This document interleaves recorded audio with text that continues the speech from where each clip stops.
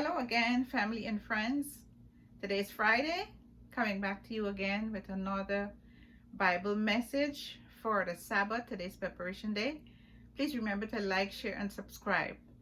I'm not going to be sharing a recipe this week because I am not going to be cooking. I just got back from a few days, take off a few days, and enjoyed getting away. And I am grateful God kept me and my family. We were safe and we are home, and that is a blessing in itself. It wasn't good luck. It is a blessing to be back. Now today I'm going to talk about some bad children. Yes, bad children. Now, in the beginning, God created. Without God, there was nothing. Without God, whose title or whose job, if we want to put it that way, is creator, we would not have any of this. I can see through the window, I can see trees, and I can hear birds and everything. He is responsible for life. And so we, as created beings, human beings, we have all been created by this God. And if anything, if there to be any changes, he is the one who should change it because he is creator. Anybody who created anything, they have that privilege, that authority, whatever, to do whatever changes they want to or need to make. And that is God. That is the job, the responsibility, the privilege of the creator. God created Adam and Eve, two people, male and female. Out of those two people, I've always said this, you take a pen, a genetic pen, and any living human being, we will all end up at the feet of Adam and Eve. Why did I say bad children? God created these two people. Adam and Eve sinned, and they had a son named Cain. Now, God told them, in order to offer a sacrifice, it requires the blood of an animal. Cain was, a farmer. Abel, he tended the sheep. And so when it was time for the sacrifice, Abel did what God asked. He offered up the sheep as sacrifice, and God accepted his sacrifice. In the case of Cain, he did not, because Cain brought the fruits and the vegetables or whatever he planted, and God specifically told them, this is what you have to do. Cain disobeyed, and because he was angry at his brother, here began, in my estimation, the thread or trend of envy. He envied his brother because God accepted the sacrifice of his brother and God did not accept his. So in his rage and anger, he killed his own brother. Now, who gives anyone the right to destroy another person's creation? That is my question. And for all those who feel like they can go around and kill and then still refer to themselves as good Christians, that is not true.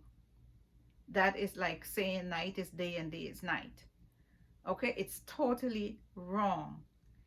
Any destroying of another human being is with the permission of God or he himself. I can see if someone is being attacked, you defend yourself. But to take it upon ourselves or any one self because they don't like a certain set of people, I'm going to get you out of the way. Can you bring that person to life? No. Once you take that person's life, it's over because the breath leaves, disconnect occurs in the body the way God created. So what am I saying is that we are some bad children because we have messed up everything that God has given us. I think of being a parent. I like my house to be in order, and You know, you get up as parents and we fix things and whatever, and you turn around and the kids, well, they didn't do that too much with me. But anyway, it did happen. You know, it happens. And they would just turn everything upside down if given a chance. And that is what we have done. And when I think of God referring to us as his children, I think of these things. I think of the beautiful world that he created and he gave it to us. He gave it to Adam and Eve. This is what I give you. Enjoy it. And what do we do? What have we done? From the time sin entered into the world until now, there has been bloodshed, there's been envy and wars and killings and all kinds of changes. People want to change the way God created things. We cannot improve on perfection. Whatever God has done, the way he created things, it's perfect. You can't make it any better. And so I want to admonish all of us to understand that God created all of us, every human being. We have no right to decide who lives or who dies. We have no right to decide that this group of people is better, or this group of people are they're superior. God created all of us, and he created us with a purpose. He created us with a reason. We are not all alike, and that is who God is. He loves variety. He loves beauty, and that is why he created a variation of people, a variation of trees and flowers and everything. And he wants us to enjoy what he created. But instead, there are those who condemn, there are those who destroy, those who call other human beings by other names and things like that. And I've heard some of those people who do these atrocities refer to themselves as good Christian people. You know, it happened in this country many years ago and still is happening, you know. But I would admonish people to think. You cannot take another person's life. You cannot destroy another person and refer to yourself as good Christian. You cannot condemn a race of people. You're condemning God, because God is creator. God created me this way. God created me a woman. He's the one who decided that I would be a female. He's the one who decided that my son is going to be a male. And that's it. I cannot change that. I would not try to change that. You know, so we are some bad children. God gave us a perfect world. God gave us a perfect law. God said, this is what you do. And what do? Make a mess of everything. Look around us. And I'm not excluding myself. You know, I'm talking about us as a people. And yes, there are certain things that by God's grace I would not do, because I know better. I think it's wrong. But we as human beings, we need to stop and think. We need to stop and think that if this group of people here don't look like us, or we don't approve, that's not our job. Always remember, God is creator. God created this person, these group of people, because that's what he wanted. So how dare anyone say, oh, you are not fit, or you are not human, or you know, things like that. How dare you? You know, and that is the spirit of evil. That's a wicked spirit. And a person who condemns another race or another person without provocation, without the person harming them, they're working under the spirit of the devil, God's arch enemy. God told us to love each other. By this shall all men know that you are my disciples, if you have love one for another.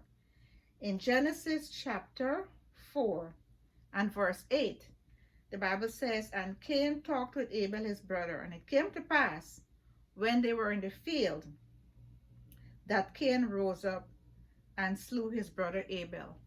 And you know what? There was a consequence. God told Cain, you're going to be a vagabond on the face of the earth. You are not going to prosper in what you do. And he cried out to God. God was still merciful, but that curse was upon him. And people who do those things, a curse is on them and on their children and their grandchildren and their great-grandchildren and so on and so forth, because that's what the Bible says.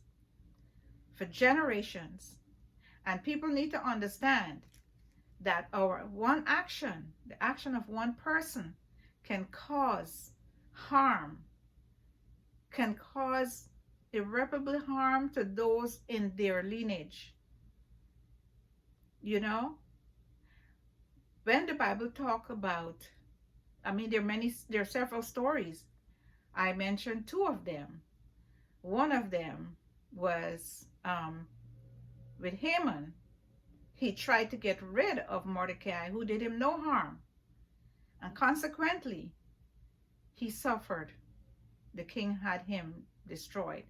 In the case of Daniel, those men who envied Daniel, because Daniel was wise, he was a good man, and the king respected and loved him, appreciated him because of who he was. And these same men, when I think about it, they were probably from those group of people that because of Daniel's interpretation, because of his relationship with God, he was able to interpret the vision to the king, and their lives were spared. And so Daniel had a promotion. And so now we need to get rid of this man. And what happened? The plan that they had for Daniel, it backfired because God spared Daniel's life. He spent all night in that den of lions. Dare to be a Daniel. Dare to stand alone. Dare to have a purpose firm. And dare to make it known. Daniel stayed in that den, with those lions all night, because you know what? God was with him. He told the king, God sent the angel and shut the lions' mouth and they couldn't hurt me. And so what happened the next day when the king came and Daniel was alive? Those men, their wives, their children, and everyone else were thrown into the den of lions. Okay? So be careful. Be careful those who hurt others. Be careful those who plot and who cause wars and hurt other people and see children dying and it doesn't affect them. Hurt other people. We've got to be careful. Okay? We've got to understand that God is creator. We have no right to decide who lives or who dies. That's up to the creator. God bless. Let's obey God's law. His commandments, they are not grievous. They're not hard. They're for our own good. They're commandments that teach us how to love. God gave us a direction of how to live in the world that he gave us. You know, if you buy a blender or computer or whatever, you put it together. God gave us directions of how we are to live. He said, love each other. That's all we have to do. And obey him. And if we treat others the way we would like to be treated, what a wonderful world that this will be. And unfortunately, the enemy, God's arch enemy, people are allowing him to control their lives and to guide them into evil. But let us trust God. Let us live for him. Let us be thankful. Let us honor him by keeping his commandments. And especially all the commandments. But there's one where he told us to remember. And I see that it's under attack. But you know what? God is still God. He hasn't changed. He will never change. God bless you. Keep the Sabbath tomorrow. Try it. You may like it. Search the scriptures. The Bible says, for in them you think you have life. And these are the words that testify of Jesus, who he is. Have a wonderful day. Jesus is coming, and he's coming soon. Be blessed.